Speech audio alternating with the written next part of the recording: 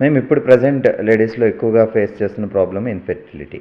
So పిల్లలు లేకపోవడం and ఎంత వయసు వరకు ఈజీగా పిల్లలు పుట్టే ఛాన్స్ ఉంటుంది అండ్ ఇప్పుడున్న సిచ్యువేషన్లో లేడీస్కి పెళ్ళైన తర్వాత లైక్ ఇప్పుడున్న పరిస్థితిలో ఎవరికి అంత ఈజీగా పిల్లలు పుట్టే పరిస్థితి లేదు. ఎందుకంటే మేల్ ఫర్టిలిటీ ప్రాబ్లమ్స్ కూడా చాలా ఎక్కువైపోయాయి okay because of life style.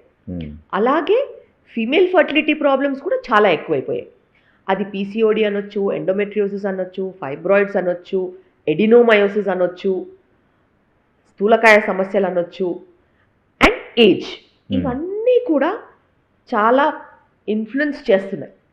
వీటితో పాటు స్పర్మ్ క్వాలిటీ ఒక 50 ఏళ్ల ముందున్న స్పర్మ్ క్వాలిటీకి ఇప్పటికీ చాలా డిఫరెన్స్ ఉంది. మెన్స్లో ఒక 10 టైమ్స్ స్పర్మ్ క్వాలిటీ పడిపోయింది.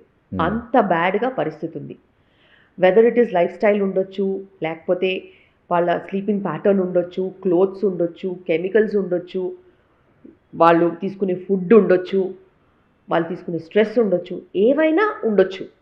దానివల్ల కూడా స్పర్మ్ క్వాలిటీ బాగా పడిపోయింది. ఒకప్పుడు స్పర్మ్ అసలు అనాలిసిస్ టెస్టే చేసేవాళ్ళు కాదు, ఓన్లీ ఉమెన్ మీదే ఫోకస్ చేసేవాళ్ళు. లాస్ట్ 10 years నుంచి మెన్ మీద టెస్ట్ చేయండి అసలు ఉమెన్ చూసి వేస్ట్ అనిపిస్తుంది. లాస్ట్ 3 years అయితే ఇంకా బ్యాడ్ స్పర్మ్ క్వాలిటీ పారామీటర్స్ చూస్తున్నాం. అంటే కపుల్లో మెయిన్ ప్రాబ్లం మెన్ నుంచి. ఎస్, ఉమెన్ ఇష్యూస్ ఉన్నాయి, 100% ఉన్నాయి. కానీ ఉమెన్ ఇష్యూస్ని మేనేజ్ చేసే అంత ఈజీగా మెన్ ఇష్యూస్ లేవు. మెన్ ఇష్యూస్కి టైం పడుతుంది. బికాస్ ఉమెన్కి ఒకవేళ ఫైబ్రాయిడ్ ఉందనుకోండి, నేను సర్జరీ చేస్తే next month she'll be ready. PCOD ఉందనుకోండి, ఓకే పీసీఓడికి కూడా మెడిసిన్స్ ఉంటాయి, సర్జరీ ఉంటుంది, she might be ready. If she loses weight she'll become better. కానీ స్పర్మ్ క్వాలిటీ అలా కాదు. స్పర్మ్ ప్రొడక్షనే 60 days. సో దాని క్వాలిటీ ఇంప్రూవ్ కావడానికి 3, 4, 5 నెలలు. Okay. So it's a long term process and response కూడా కొంచెం స్లోగా వస్తుంది ఏజ్ని బట్టి కూడా. ఎస్.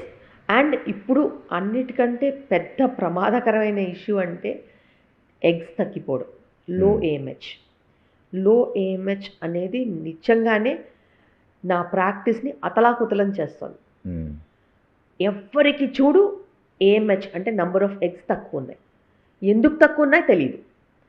పాతకాలంలో 14-15 yearsకి మ్యారేజ్ అయ్యేది, 16-17 yearsకి ఫస్ట్ చైల్డ్ ఉండేది. ప్రిమెచ్యూర్ ఓవేరియన్ ఫెయిలియర్ అనేది వాళ్ళకి అసలు తెలియదు. అది తెలిసే లోపే 2 పిల్లలు పుట్టేసేవాళ్ళు, ఒకళ్ళన్నా ఖచ్చితంగా పుట్టేవాళ్ళు. సో 25-30 yearsకి వాళ్ళకి ఎగ్స్ అయిపోయి పీరియడ్స్ ఆగిపోయినా కూడా at least they used to have biological child. Okay periods ఆగిపోయినా కానీ ఒక చైల్డ్ 2 చైల్డ్స్ ఉన్నారు అని లెక్కన్నా ఉండేది. కానీ ఇప్పుడు అసలు 25-30 years వరకు ఫ్యామిలీ బిగినింగ్ లేనప్పుడు వాళ్ళకి ప్రీమెచ్యూర్ ఓవేరియన్ ఫెయిలియర్ వస్తే పరిస్థితి ఏంటి? అలాంటి పరిస్థితి ఉన్నప్పుడు వాళ్ళ ఎగ్స్ అన్నీ అయిపోతే డోనర్ ఎగ్గే వాళ్ళకి దిక్కు, ఇంకా ఛాన్స్ లేదు. అండ్ ప్రీమెచ్యూర్ ఓవేరియన్ ఫెయిలియర్ వస్తే యూట్రస్ సైజ్ కూడా కొంచెం ష్రింక్ అవుతుంది. దాన్ని మనీ మెయింటైన్ చేసుకుంటూ బోన్ లాస్ ఉంటుంది, హార్మోన్స్ తగ్గిపోయినప్పుడు కార్డియోవాస్కులర్ రిస్క్ పెరుగుతుంది, డయాబెటీస్ రిస్క్ పెరుగుతుంది, బీపీ రిస్క్ పెరుగుతుంది. ఇవన్నిటినీ మళ్ళీ కంట్రోల్ చేసుకుంటూ రీప్రొడక్షన్ చూడాలి. It's a very difficult scenario. And ఒక ఆబ్స్టెట్రిషియన్ పర్వ్యూలో నుంచి మల్టీ సిస్టమిక్ పర్వ్యూ వెళ్ళిపోద్ది. మళ్ళీ ఎండోక్రైనాలజిస్ట్ కావాలి, ఆబ్స్టెట్రిషియన్తో పాటు బీపీ షుగర్లు వస్తే వాళ్ళు కూడా చూసుకోవాలి, ఒబెసిటీ వచ్చే ఛాన్సెస్ ఉంటాయి, ఫ్రాక్చర్ రిస్క్ పెరిగిపోతుంది. సో ఒక ప్రాబ్లమ్ని సాల్వ్ చేస్తూ 2-3 ప్రాబ్లమ్స్ తెచ్చుకుంటాం.